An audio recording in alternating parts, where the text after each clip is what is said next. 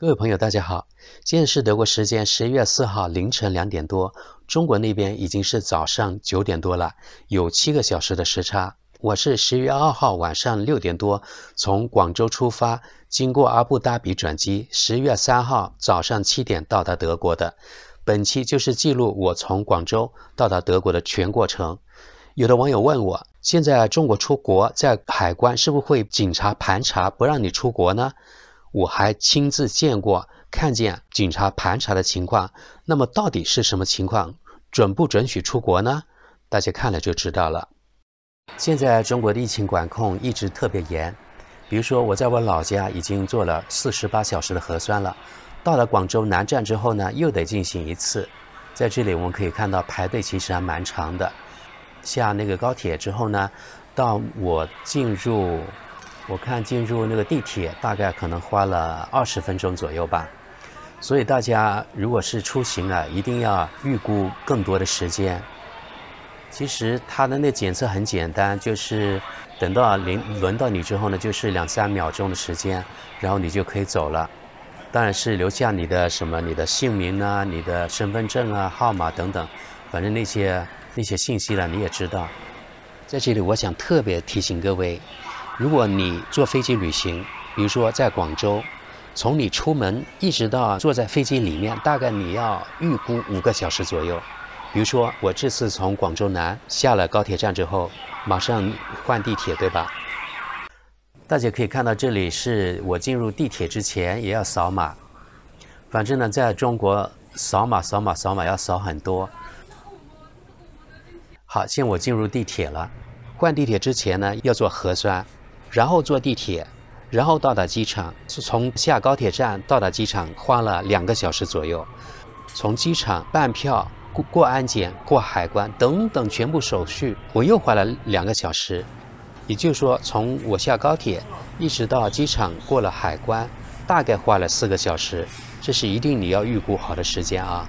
说到扫码啊，我发现就是在中国像这种技术应该是特别成熟的啊。比如说我坐地铁就是用手机扫码，就不用买票了，直接用手机的那个 APP 扫码之后呢，到终点站你出闸的时候呢，再哔一下就扫一下，然后就自动扣费了，就是没有任何的接触。我觉得这点是非常非常好。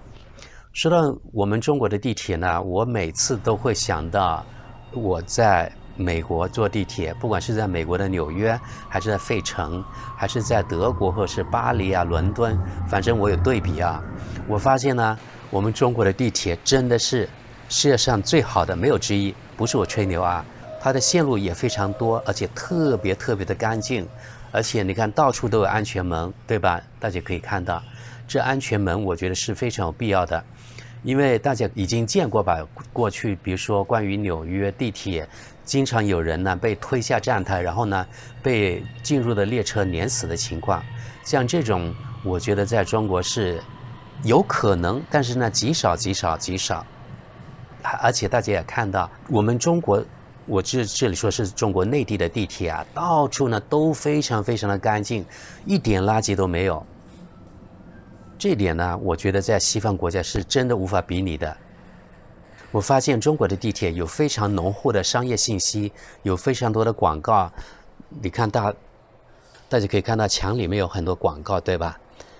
这当然一方面呢可能污染的眼睛，但是另一方面呢，它给人多姿多彩的感觉，不像西方的地铁那么单调。大家如果是去过纽约就可以知道啊，里面几乎它的墙上没有广告，因为它那个纽约地铁呢太矮了。当然其他国家的地铁很多地方也是一样。当然这里呢是有争议的，你认为广告好还是美化了环境，这是一个问题啊。我觉得在地铁里面有些广告还是可以的，就是让这地铁看起来呢非常的明亮，没有那么黑暗。这是我的观点啊，也许你不同意。好了，这次呢有的网友问我，那么你为什么又返回德国呢？我可以告诉大家，就是新的那个观众啊，不知道我的过去的，其实我就是呢持的是德国护照，也就是我回中国，我相当于是外国人回中国，而且我这次拿的是人道主义签证。人道主义签证呢，它只是签1次，只能出入1次。你不能够到那个，比如说出关到香港，然后呢又入关，这样是不行的。只是一次过，而且我的那个签证的有效期是最长可以停留180天，然后这就过期了。也就是在这180天到达之前，我不得不离开我们的中国。所以我这次呢，我5个半月之后呢，我就离开了。因为我回德国还要处理一些事情，而且这是我来德国28年离开德国最长一次。以前离开没有那么长，一般可能是3、4个月，最长上次我是3、4个月，因为我2015年我回我的老家支教了1个学期，是3个多月。这次呢是5个多月，差不多6个月，小半年了，最长的一次。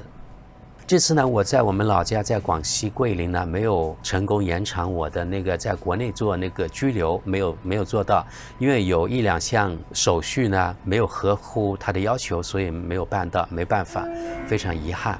我这次呢回到德国，我就马上着手，我又赴中国的签证，我希望能够又办到啊，因为我觉得我没有什么不良的记录，我认为啊，在中国海关应该没有不良的记录，应该是可以的。再说一下大陆这个地铁啊、轻轨啊，还有公共交通的硬件，真的是非常非常的好，不得不佩服啊，这政府的投资是很大的。有海外的那些恨国党，或是海外的，比如说港台，特别是台湾的朋友啊，可能不太了解大陆。其实啊，大陆这种公共建设、公共交通建设，并不是以赚钱为目的，主要是以方便民众为目的。比如说高铁，它肯定是亏损的哈，但是呢，它带动中国大陆的整个国民经济，它带来的好处可能是无可估量的啊。我觉得给国民经济带来的好处，要远远大于，比如说投资高铁它带来的那个目前的损失。中国大陆不是资本主义体制。资本家嘛，他投资很多是私人的，他肯定是要利润啊，否则谁会投资，对吧？而中国大陆它是社会主义体制，所以它是要方便整体的民众。好了，现在我们看到这女士呢，她非常认真的把我的护照的信息输入她的数据库，这是在下地铁之后进入机场之前这一步。现在我进入白云机场了。这个航站楼是比较新的，也是非常的宽敞。目前因为疫情，还是大陆的疫情管控特别严，你看他们工作人员，他们穿的是全副武装一样啊，所以相对来说疫情严，很多航班没有开通这里，所以看到人还是比较少，我觉得有点冷清，和几年前是完全不一样的啊。整个大厅大家看到很空旷。从我下高铁一直到机场过了海关，大概花了4个小时，这是一定你要预估好的时间啊，这点特别重要，否则可能你会错过你的航班。大陆这公共交通的硬件真的是非常非常的好，肯定是没得说的，是非常非常的好，也非常方便。因为什么都是零接驳的，从那个下高铁站，然后进地铁，从地铁到机场都是零接驳的。这是我要出关之前的一个那个卫生检疫。卫生检疫呢，大家也要注意啊，一定要有个手机，因为到处要扫码。你出关之前呢，在这里你看要健康申请卡，它也是呢用手机来填，不用纸了。现在这一步一定要填好，然后呢后面你节约很多时间。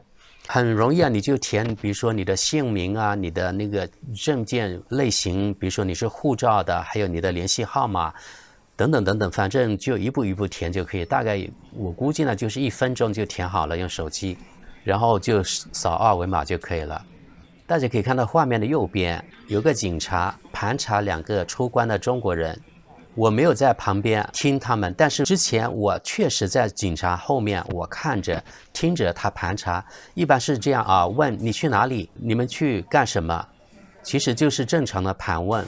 我觉得他也是做他的工作，我没有发现谁被拦下不准出去的，因为现在出去的人一般是到国外去打工，到国外有项目那些人，所以呢他们是正常手续出国的，肯定是让他们出去的。也就是说，我没有看见任何一个人被拦下来，所以大家完全可以放心。我不知道，如果你出国去旅行的可不可以？我认为应该是可以的。好，现在在这里呢是到达中转站阿布达比，应该是阿联酋一个比较大的城市吧，一个大的空港这里。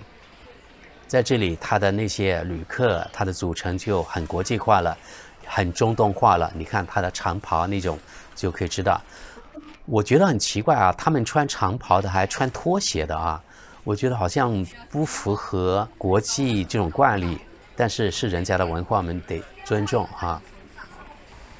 还有，我发现了很多国际空港啊，它为什么不多一点那种可以给手机充电的东西呢？很多人坐在地上，这是很大一个国际空港啊，坐在地上我觉得不是特别雅观，另外呢，也不是特别舒服。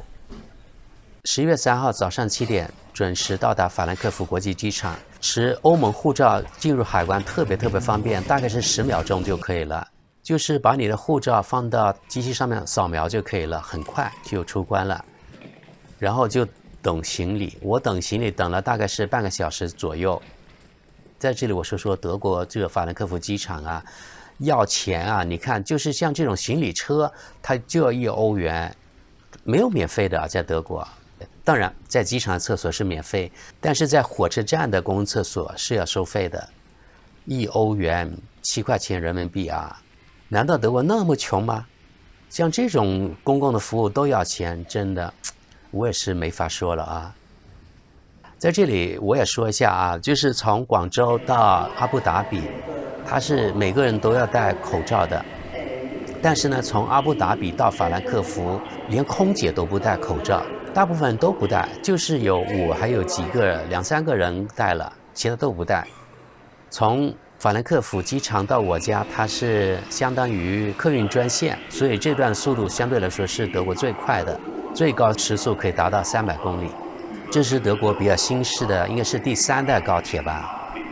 它的设计外观设计还是不错的，但是说来说去，我还是觉得中国那个复兴号，它的设计是全世界最漂亮的，我认为这个有点老的，它设计，它也是16节车厢的吧，2列。我旁边好像有几个应该是越南人，我看他行李上面是越南的名字，他们对这个高铁特别好奇，因为越南还没有啊。我的高铁来了，我发现呢，德国的高铁2等座和我们国家的1等座一样，它是1排4个座位，2+2的，而且它的座位我觉得还是非常的结实，比较高端，很舒服。就是实话实说，我觉得德国的高铁它里面的硬件还是很不错的，而且在客运专线上面跑的也是比较平稳，就是在普通的铁轨它跑那个高铁的话就比较摇晃。好了，那今天的节目就到这里，谢谢大家，那我们下期见。下期呢我就讲到了德国之后我见到的情况，见到的关于乌克兰有关的那些场面。我从火车下来之后就沿着这站台走，大家可以看到这是火车站，非常古老一个火车站，它停各种各样的火车，有慢车，有那个城际铁路，这是双层的，还有高铁等等，都在一个车站里面。我沿着站台继续往前走，然后呢趁着电梯下去，等一下有什么新发现大家注意看啊。现在人不是特别多，对吧？科隆火车站啊，是德国最繁忙的火车站之一，也是西德它的一个重要的那个中转站。我下来之后，大家可以看看地板上面有什么东西。这是乌克兰的国旗，那个德语字是接待的意思，我估计与接待乌克兰难民有关，是不是这样呢？下回我们就知道了。那谢谢大家啦，我们下期见。